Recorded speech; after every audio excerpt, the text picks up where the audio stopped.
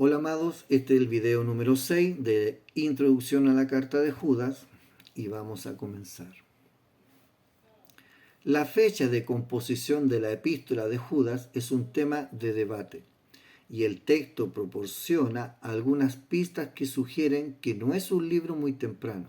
Este análisis examinará las indicaciones en el texto que sugieren una fecha posterior y considera una posible ventana de tiempo para su composición. La fecha. Hay claras indicaciones de que Judas no es un libro muy temprano.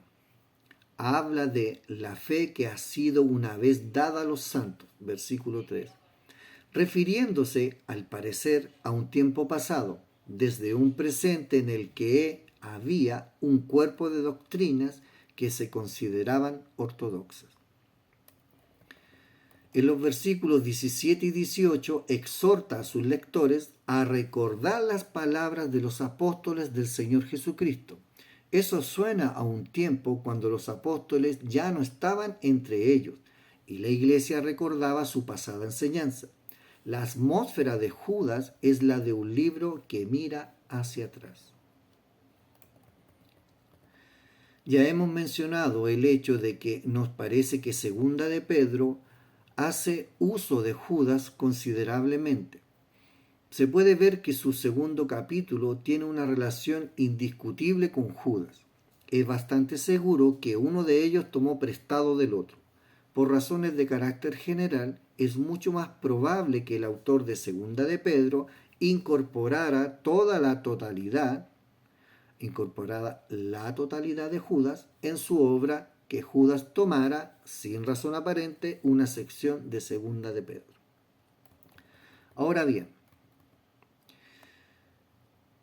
si creemos que Segunda de Pedro la usa, Judas no puede ser muy tardía, aunque no sea tampoco muy temprana. Es verdad que Judas recuerda como pasado el tiempo de los apóstoles, pero también es verdad que, con la probable excepción de Juan, todos los apóstoles habrían muerto hacia el año 70. Tomando juntamente el hecho de que Judas es posterior a los apóstoles y el de que Segunda de Pedro la usa, una fecha entre los años 80 y 90 parece razonable. Hagamos un resumen. El libro de Judas ofrece algunas pistas que indican que no fue escrito en un momento temprano de la iglesia cristiana. En el versículo 3 se menciona la fe que ha sido una vez dada a los santos, lo que sugiere un pasado en el que había un cuerpo de doctrina que se consideraba ortodoxa. Esto implica que el autor está escribiendo desde un presente en el que ya existe un conjunto establecido de creencias cristianas. Además, en los versículos 17 y 18, el autor exhorta a los lectores a recordar las palabras de los apóstoles del Señor Jesucristo.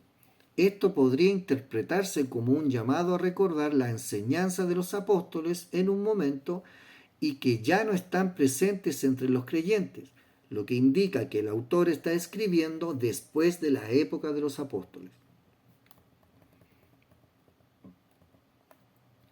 Una conexión interesante se establece con la segunda epístola de Pedro, ya que hay evidencia de que Judas y Segunda de Pedro comparten algunas similitudes y que uno de ellos pudo haber tomado prestado del otro. Si aceptamos que Segunda de Pedro hace uso de Judas, esto sugiere que Judas no puede ser una obra muy tardía, aunque tampoco sea temprana.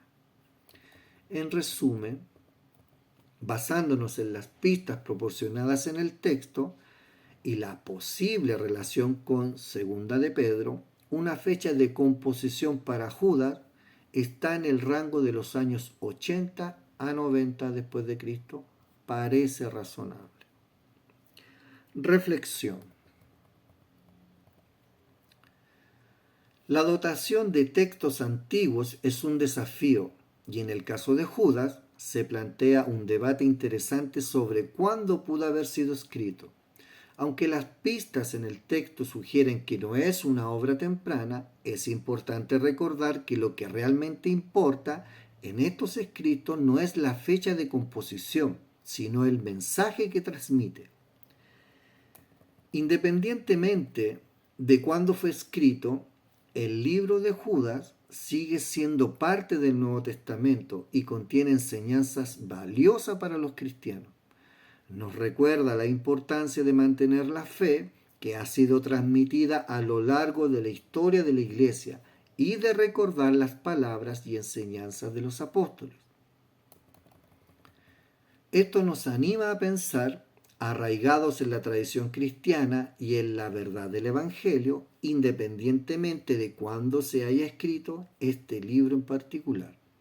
En última instancia, lo más importante es cómo aplicamos la enseñanza de Judas en nuestra vida cotidiana y cómo vivimos de acuerdo con los principios y valores cristianos que ha transmitido a lo largo de los siglos. Bueno, los quiero invitar al próximo video, que es el número 7, para que sigamos viendo esta introducción a la carta de Judas y que posteriormente vamos a seguir en esta serie escudriñando la carta de Judas para poder entender, comprender e interpretar de manera correcta las enseñanzas, el propósito, la intención y las situaciones en las cuales Judas escribe su carta y también las enseñanzas que de aquella época nos pueden servir para la iglesia actual. Que el Señor Jesucristo les bendiga y nos vemos en el próximo video número 7.